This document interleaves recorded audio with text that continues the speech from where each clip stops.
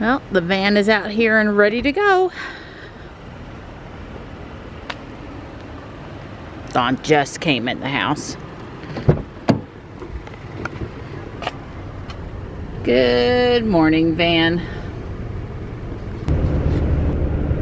The sky is looking just a bit ominous this morning. I think we're supposed to have a partly cloudy day and the highs are going to be in the 60s again. So, yeah, no snow in our forecast. I have not had an update from Tesla on Ruby. So, you know, they had said 1 to 2 weeks. If I don't hear back from them by, let's say, I don't know, 2-ish this afternoon, I'll probably ping them and ask them how it's going. Inquiring minds want to know. So the van says it's 40 out this morning.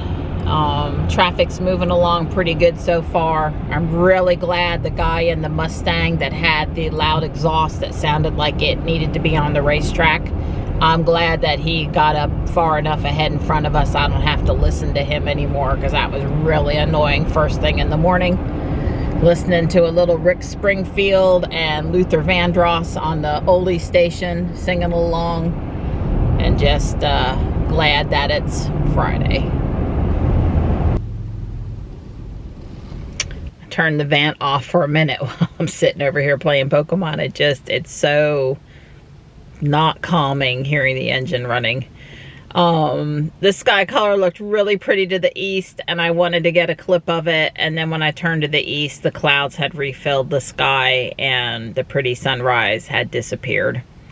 It really does change a lot in just a few minutes, so that was kind of a bummer. I was really hoping to catch a little video or a picture of the pretty sunrise this morning. It's Friday, like I said, and I'm so excited. Dawn and I have a checkup at State Farm scheduled this morning. This has nothing to do with the Ruby getting hit or anything. You know, at the beginning of the year, they like to review your you know, your policies and such, and make sure you're covered the way you think you are. And you know, I guess one thing we can follow up with them is, do we have the right glass coverage for Ruby should we ever have to replace that front windshield? That would you know, save us out of, you know, largish out-of-pocket expense. So I guess we'll check on that and just, you know, go sit down with him for a few minutes. So I'm gonna head back to the house. We'll have a little time to rest, and then we'll head over to State Farm and then back home, and then I'll go get Johnny.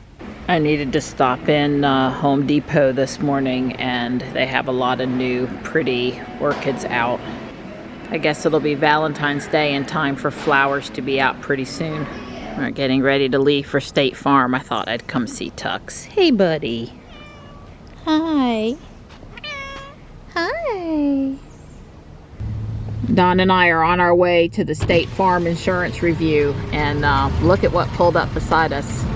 Now that's something I can really appreciate. It's a 1950 Chevrolet. So I feel like our review over at State Farm was worth our time. Yeah. The gentleman that did the review with us, because we have car insurance and homeowners insurance with them, which gives us a discount. Yeah. I felt like it was a good use of our time. Yeah. We found out that, I guess, making the deductible that covers the glass, because it's not a glass policy, it's a tree fall on the car, glass gets broke, act of God type stuff. Ruby had a $50 deductible, which we used twice this year to fill little chips in the windshield.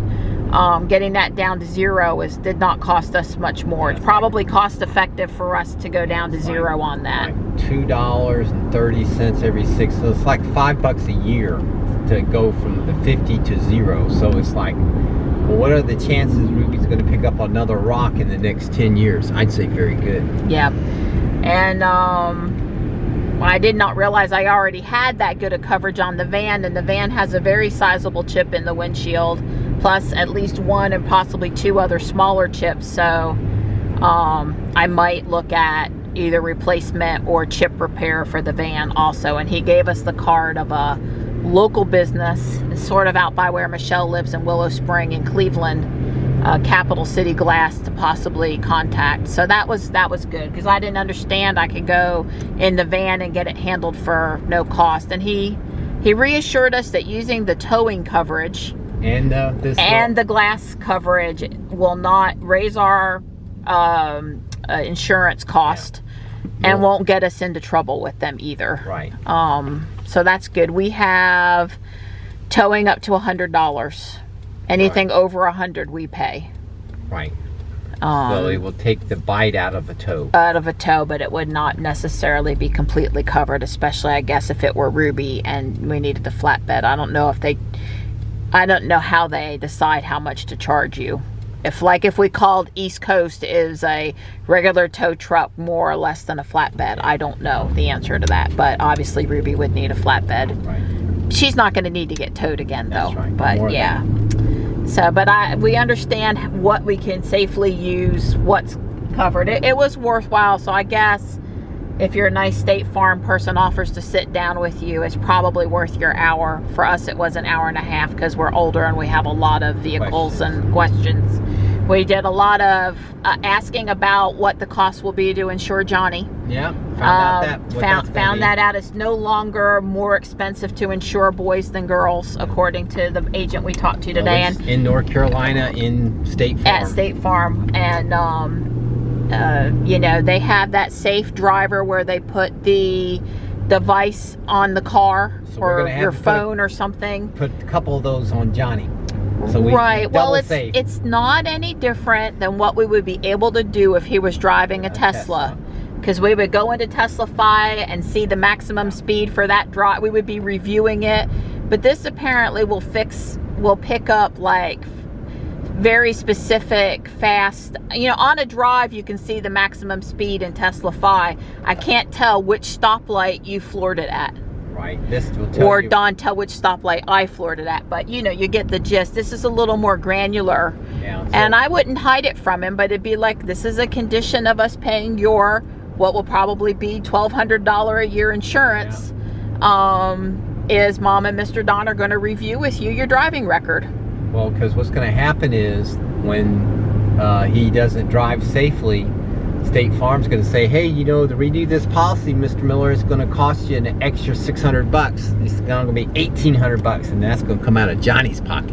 Right, but Johnny's a good kid, and he stays between the lines pretty much like his mama. That's right. So I'm not too worried. But it never hurts to have a little extra motivation to drive correctly, especially when you're young. Yeah. And we won't send him around the track in whichever car has the monitoring going on it. Because I don't think there's any way to say, oh, you know, here for a few hours, I'm just going to not be on a real road. I don't think you get to do that. Yeah. We definitely discussed that we don't want that on the Tesla.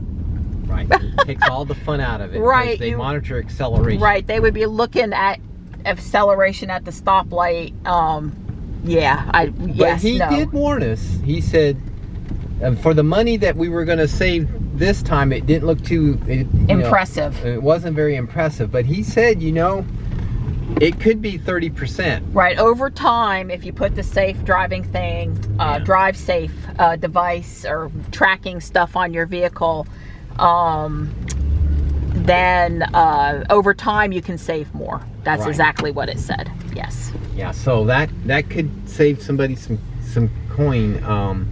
We talked about adding the Model Y. Yeah. Yep, we did, and how we'll handle that when we do that. And like I said, it was a very useful thing. So, general recommend. He did, you know, ask to talk about life insurance, and we could have told him no, but we listened to a couple things he had to say. He did. You know, they're going to ask about life insurance if you don't have it. It's another way they can make money while keeping you possibly protected. I mean, I didn't see it as a negative. No, it wasn't. But that did come up. But even so, like I said, we could have said, no, we'd rather not talk about that. And he would have been okay with that too. Yeah. I think he probably gets to check off a box. Yeah. I talked to them about life insurance, and that's good for him as an employee over there. So for the extra 10 minutes on the end of our answering all of our automotive and homeowner stuff, that was, you know, fine for us to listen to what he had to say. Yeah, there was no pressure there from this agent. Yeah.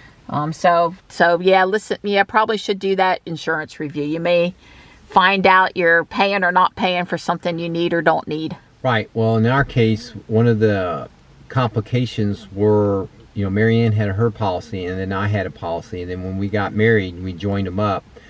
Some of the things got moved over. Her had different deductibles and medical and things like that, and they sort of just got put together. And like I have the $50 deductible on all my cars for the windshield stuff. Well, she had 0 on hers and didn't even know it, and I didn't know it. Now, not that that was that much money. Again, that was like $4 every 6 months or something. Like, it wasn't much. But we certainly had it on the wrong car. If we're going to spend for 0 deductible on acts of God, we need that on the Tesla. Yeah. Well,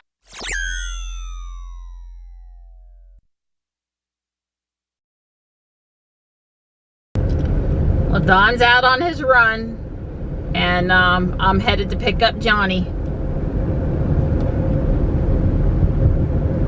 So we're checking out Guardian Angel. I let Johnny go look at the bin, and there's some Valentine's Day stuff out.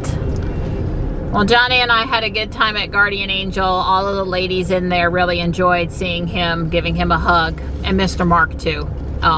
Everyone commented on how much taller he's getting, and he certainly is getting taller. I picked myself up a 1970 hand-painted ceramic Christmas tree. You know, the ones with the little plastic ornaments stuck into the holes. It's in really great shape. It's a little smaller than the one that my Aunt Pauline painted circa like 1970.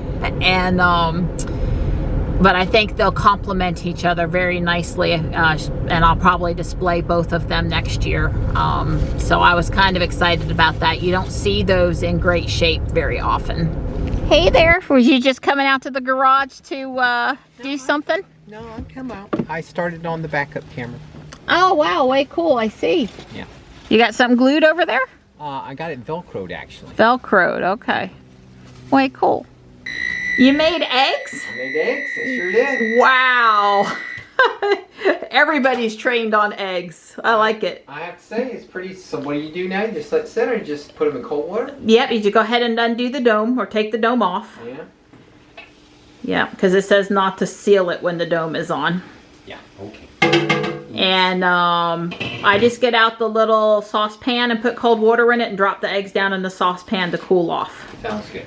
So what were you up to while I was gone? Yeah, so Marianne, when I went and ran, and she followed me out basically. So after I got back from my run, I said, well, I'll be, don't want to waste such a nice day. It isn't sunny, but it's... Anymore, it was. Yeah, it's 61 or 62 degrees and the wind's not blowing, so you need to work with your hands. It doesn't matter if the garage is open because... You're not letting the heat out. Yeah, not letting the heat out. So I said, well, let me fool with the dash reverse backup camera in the GMC. The backup camera is designed to mount to your license plate bracket. However, it's designed to mount to the top of the license plate. And as you can see, mine doesn't do top. Mine does the bottom. Now you can reverse the camera, but then the camera will point. It's a black camera. Then it would stick down because it doesn't auto rotate the camera. Okay. It's not that sophisticated. I did that, learned that little experiment when I was in the house. So it would have been a black square staying down here versus a black square on the license plate. Couldn't you put it in the center, up at the top? Yeah, but there's a problem with that. The latch to open the liftgate is right here, which is right where the camera would have been. Oh, okay. So that would have caused a problem. Yeah, I guess most people like it high because some part of the license plate area sort of blocks it from being seen so readily. Right. So I said, well, you know, I can still put it at the bottom. And even if the little thing's going to point down or whatever. Well, the problem was then when you open up the liftgate, I got these clamps here and I can't open it up. Right. But the camera would go down and it would smash into the bumper. Hopefully you didn't test smash it too hard. I suspected it was really tight, and so I carefully did it, and yeah, Okay. So the lower mounting was out, the upper's mounting because of my hand. I didn't want to be bumping the camera all the time. So I came up with a plan B, and I decided to mount it to right above the receiver. This little black tab is the mount. and I Velcroed it on. Oh, okay. So I sort of see it now. yeah, so you should be able to undo the Velcro. So I will mount the camera to this, and then I can, if I put a hitch on here, You'll have to take it off. well, that's right, I can just take it off. You know, if I'm worried about the hitch damaging the camera or something like that. Of course, it can't see anything if there's something hitched back there so it anyway. doesn't really do any good. Sure. So anyway, that's what my solution was. I decided to Velcro it, and that way I can, you know, I don't expect it. It's very light, and that Velcro is very strong. And I cleaned everything up really good, so I'm going to mount the thing there. So the clamps were because there's some glue on the other side of the Velcro? Well, the Velcro is, you know, once you put it on there, it's kind of good to hold it. So that's been there for an hour or so. So it's pretty much there now. Gotcha. The backup lights are here. And but I'm not actually going to hook to that. It just so happens I have a trailer port here for the trailer, and the backup lights and 12 volts are available, and so I'm going to basically try to wire into that. I don't know that I can. I don't know how clean it'll be. Whichever way will be the cleanest and easiest. Yeah. And so that's probably where. So I have 12 volt power in here in the backup, so that's good. And then the mirror I haven't messed with, but I did do one test. It has a USB power source for the mirror. It goes into the cigarette lighter. It has a USB port on it, and it has a wire coming out of it that goes to the mirror. I said, well, is that 12 volts or is that 5 volts? So I took my digital voltmeter and I plugged it into the cigarette lighter, and I measured it, and it's actually 12 volts coming out. So I'm going to try to find, because my mirror is powered. The rear view mirror on this thing has a compass in it and all this other stuff. It's fancy. It's fancy. So I think there's 12 volts up there. So I'm going to pop the little cover down and see if I can find 12 volts up there to power the mirror. And that way I won't have to use the cigarette lighter. Have a wire. And all that stuff. But I will do that if I have to. Okay. Well, I guess depending on what we do with the van and how successful this installation is in the GMC, we might get one for the van. Right. I would say this, part of the reason we got this deal is this, I think it was $89. Yeah, it was a lightning special or something. And it was wireless, so I don't have to run a wire. From the back to the front. Although I'm not opposed to running a wire from back to the front, and I'm not. Well, that would probably be easier in the van under the carpet. We sort of moved a wire in the van before, but. Well, one of the other reasons I did this is the backup lights for the GMC are not on the lift gate, so I would have had to have snaked the wire through the grommet. Right. And be careful here. I did take those clamps off. See this. I would have had to pull this grommet off and snake the wire inside of here, and that's just more work. So that would have been, you know, you just can't run the wire, right? Because there's a lot of rough stuff gets cargo. I slide stuff on this, so I can't afford to have a wire dangling out here. So you know, I would have had to have run it that way. So the backup camera there is another reason the tailgate really wasn't working out well. Right. Well, and a wire from front to back, if it wasn't wireless with the mid gate, would have been problematic also. But I have to get 12 volts and I have to get the backup lights, and I don't think anything with the backup lights are up here. But it's the same thing with the minivan. I've actually looked at it already. The backup lights are on both, so she's a little easier to see. Her screws are on top. Yep. Now she does have a little grip here, but the funny thing about that one over there is electronic. That switch on the GMC is electronic, and you have to hold it, and you have to hold it for a couple seconds, and then it clicks. This is mechanical. Right. I don't have a motorized lift gate on this. It's very tactical feedback on this one. That one in there, you don't know if you really got it, because I defy people, you know, I always made a joke with GBS. I don't ever have worried about locking the back of the GMC because there's nobody can open that. Yeah, I think I've tried to get in it before to put something in it for, like, you know, but it doesn't work like you expect it to. It's not quick enough. Anyway, so I'm not opposing. Her backup lights are here. And so I have, however, tried to remove this. There was a rattle. There was a really bad rattle. He tried to get that piece of plastic off. I tried to get this piece. There's an access cover here, and I got that off no problem. But this big piece of plastic, I couldn't get it off because I was scared. I did take the screws off of the handle and all that stuff and tried, but I wasn't aggressive enough because I didn't want to tear it up. But you know, if I do put a backup camera, I will get that plastic off of there. So I know it comes off. I just, there's always these tricks. And another YouTube video search. YouTube video.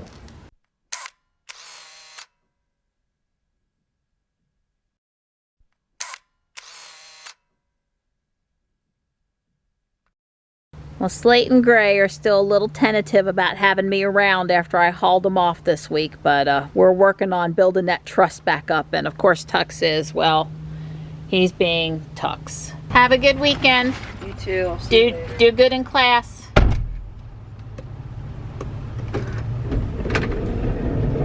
See, I can control doors in this car too. That's my favorite feature of this car. Well, it's after 9 o'clock and I have officially worn myself out. Yeah, I kicked into get Christmas put away and for some reason at the same time simultaneously reorganized the kitchen. Yeah. So I'm pretty tired. Yeah. And there's a lot more to do tomorrow. Yeah. I did my part. I went up and down the steps numerous times. Yes. Yes, yes. Thank you. You're welcome. See, you can see more of the counter again. This is a good thing. You know, every 3 or 4 months, whether I need to or not, I've got to organize the counter.